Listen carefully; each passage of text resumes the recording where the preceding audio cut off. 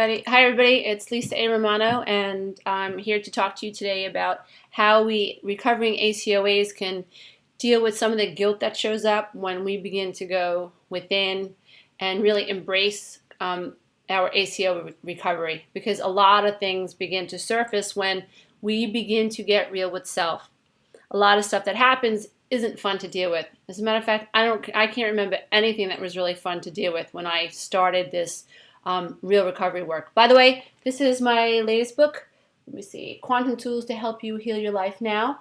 What I've done is I had definitely have incorporated my understandings of the law of attraction into a recovery program. And I'll just give you a quick idea of what I'm talking about. Essentially, the law of attraction is all about vibration, and every emotion that we experience is felt in our body through a frequency and through a vibration, and that's what we emit.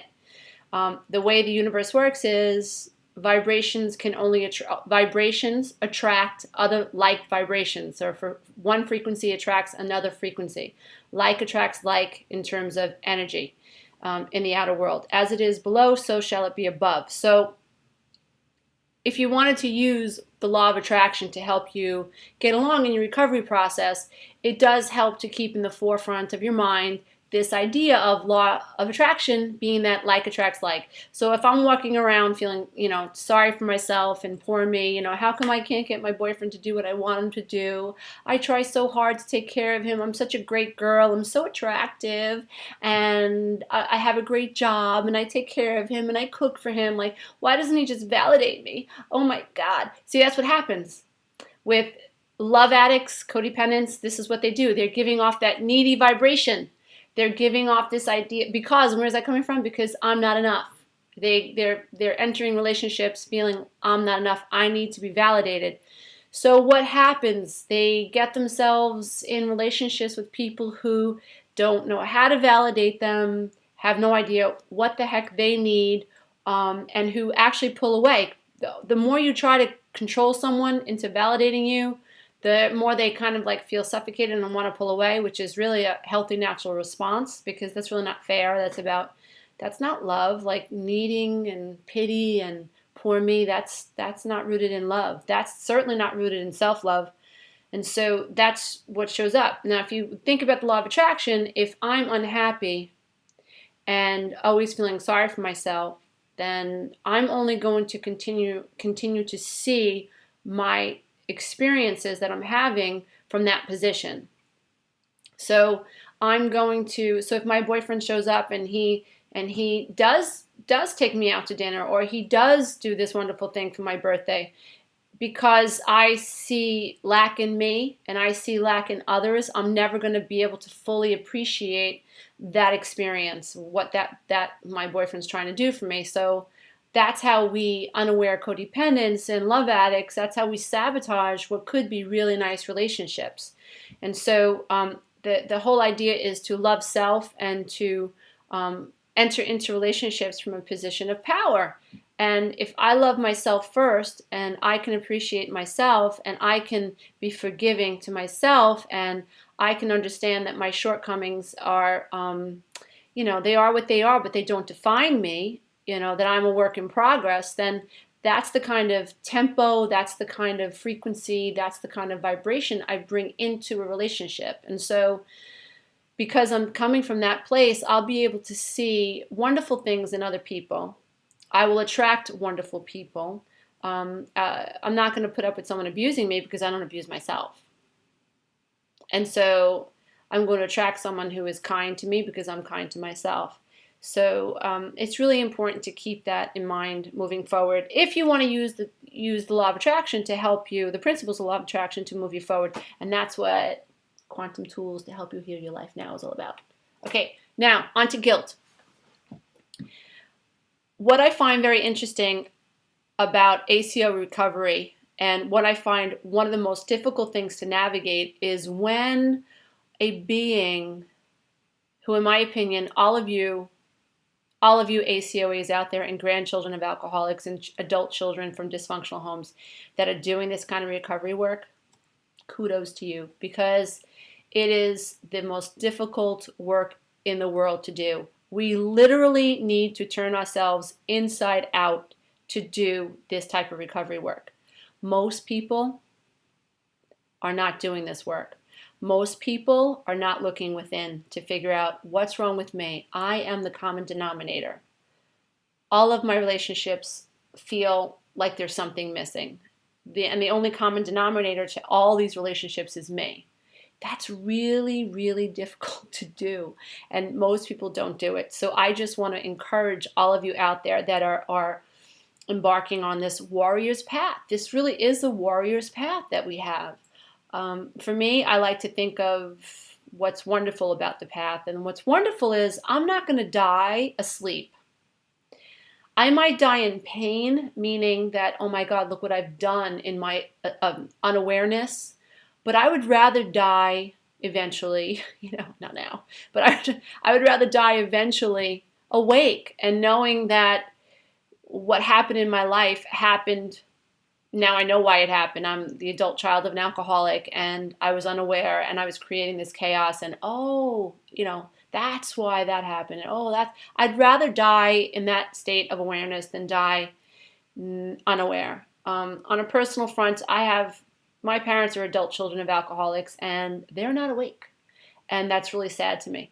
And so what my parents do is they live their life running or seeking to avoid pain rather than running towards pleasure. And that is not fun. That's not, living your life afraid to get out of your comfort zone is not where the fun is. That's not where the joy is. And that's, we're creator beings. Like we can, once we get a hold of our personal power, we really can create amazing lives.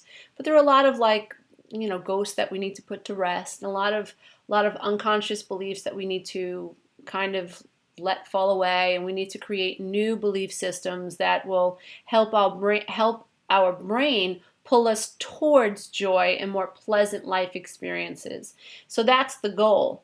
But that is also a process. And so, however, when we begin this recovery process, one of the things that happens for us is that a lot of guilt and shame begins to surface because we begin to realize what we've done to our children. If you're the adult child of an alcoholic and you have children, even though you heard yourself consciously saying, I'll never do that to my child, we end up doing it. I know I'm guilty of that. I didn't start waking up until my son was like 11 or 12. And by that time, I had already ingrained in him some pretty deep, unconscious, obviously dysfunctional beliefs. And I'll carry that with me for the rest of my life. But what I do is when I feel the guilt raising up within me, like, oh God, I remember saying that to him and whatever it was, for instance, I was very perfectionistic and I was unaware at the time when I was raising him that something as simple as him performing well in a school play, I hadn't yet learned how to allow my son to be an individual because I wasn't yet an individual. And so I struggled with what's my self-worth about? Is my self-worth about what my son looks like up on that stage? Am I judging myself by how well my son performs on stage or wants to perform on stage, and what's that all about? I want my son to please me. And in my son pleasing me, I feel validated, and then people patting me on the back, wow, your son did great today. There's some more validation externally that I'm seeking. That's ego gratification through the manipulation control of others, which is not a healthy way to live your life as a mom, but husbands do it to their wives. If the wife is beautiful enough, then the husband feels validated. And if some guy at work says, wow, your wife is hot, then again, his ego is gratified. And what's that all about? Ego gratification through the manipulation of others and, being attached to how other people see us. It's so dysfunctional and it's so neurotic and it creates so many wounds. And like I said, as a mom, like when I started going through my recovery work, and it was literally like getting kicked in the stomach. Like, what have I done in I didn't drink. I didn't do drugs. Forget it. I was as clean as a whistle. I was, I don't hurt people. I don't steal. I don't do any of those things. I believe in karma. But here I was, unaware, doing these things to my son, and I'm sure many other things that I've yet to discover or remember. But as I remember these ideas and I start to relate them to my life, as a young mom, a lot of guilt comes up. And that's where we begin to feel very insecure, and it hurts to see that we've hurt the beings that we love so much, that we've brought into this world. And I believe that that's where we need the most forgiveness of self. We, in those moments, need to connect to our divine self. We are all divine beings. Our personalities and our traits and our behaviors that come out of and are birthed out of an unconscious belief system, that's the stuff that was done to us. That does not represent who we are. That's the stuff that we did when we were unaware, that we did because of the programming we received from our parents through them being unaware. That is a lot to think about when you are at the same time experiencing the guilt that comes along with awareness. In my book, The Road Back to Me, I in the introduction, I believe, it's when I talk about looking over my shoulder through this jagged peephole that is self-awareness. And it is humbling to recall what has been. And it is very, very difficult to be able to stare what has been in the face.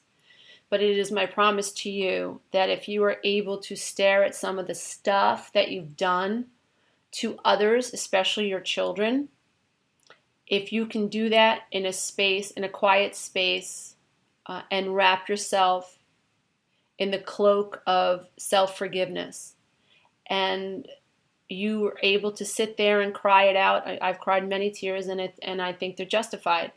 I felt guilty, and I do think that guilt was necessary for me to feel, because now my brain associates that guilt with pain.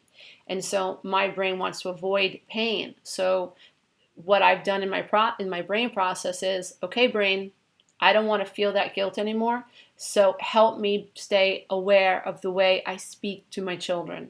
Help me stay aware of the way I speak to my husband. Help me stay aware of the way I speak to others, because I don't want to feel that yucky guilt anymore. Help me be accountable for self.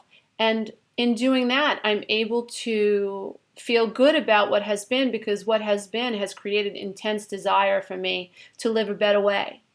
And so it's a process. I consider it climbing a ladder, and each rung is another step towards self-awareness and self-discovery and embracing self, and connecting to higher self, and understanding that the things that I've done are the result of what's happened to me.